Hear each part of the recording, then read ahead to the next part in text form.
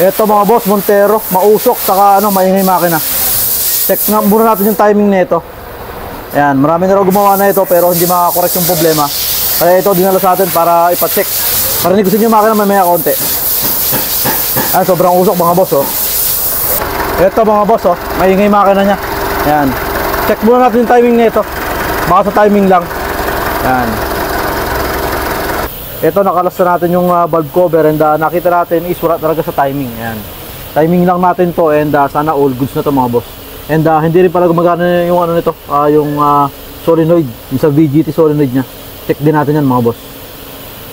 And ayun, kaka-timing belt din lang pala nito and na-check natin peke yung timing belt niya. Kaya sinabay na rin natin. Ito mga boss oh. Japix yan. Ayan, kaya sinadjust natin kay boss na palitan natin ng timing belt. And may nakita pa rin tayo yung sa tensioner niya.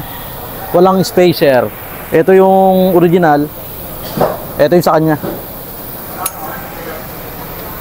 Walang washer mga boss. Kaya pinapalitan ko na rin. Alright, sana ma-solve natin agad to.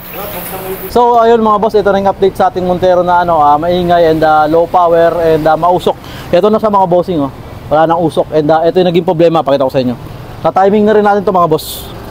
Baliktad yung hose niya sa VGT solenoid mga bossing. Kaya low power siya mga boss. Hindi gumagana yung VGT niya. Ayan oh.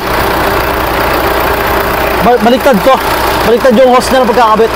Ito yung sa VGT dahil kayo sa kabila. Kaya low power siya. Tapos mausok. Ito 100% okay na. Natuwa si boss. And hindi niya na rin bibenta yung unit niya.